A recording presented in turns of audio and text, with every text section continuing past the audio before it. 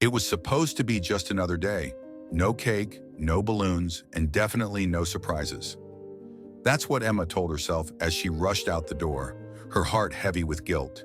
It was her son, Leo's birthday, and all she could afford was a hug and some homemade pancakes. As a single mother, money was tight, really tight. Emma had always dreamed of giving Leo the kind of birthday every kid talks about, the kind with laughter, friends, and of course, cake. But this year was different. She'd been working extra hours at the diner just to keep the lights on, and a birthday party? Well, that was out of the question. Leo, though, wasn't the type to complain. He'd smiled that morning, told her the pancakes were awesome, and gave her the biggest hug his little arms could manage. But Emma saw the flicker in his eyes, the one that said he knew things were tough, even if he didn't say it out loud.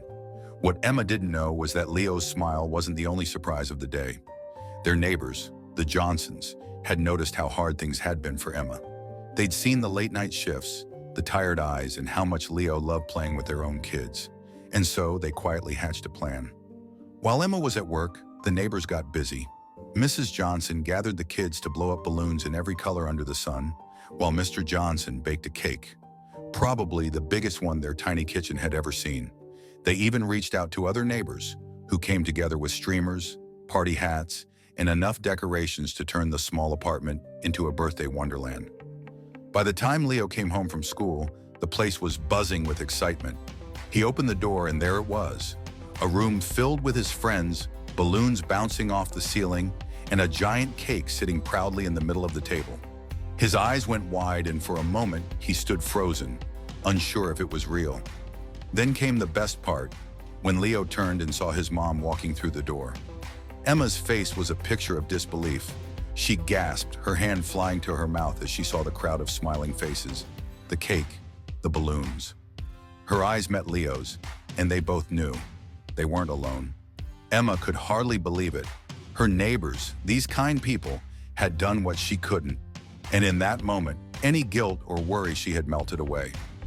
She scooped Leo up in her arms, laughing as he giggled and pointed at the cake. He didn't care about the decorations or the presents.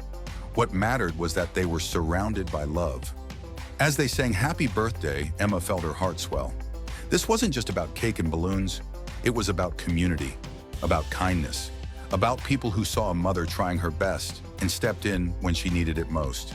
It was about a little boy who didn't need riches to feel rich. And as Leo blew out his candles, he didn't make a wish. Because really, what more could he wish for?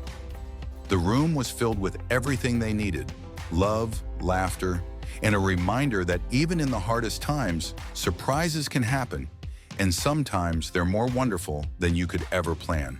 Because that's the magic of community. It doesn't take much to turn a hard day into a perfect one. And for Emma and Leo, this was a birthday they'd never forget.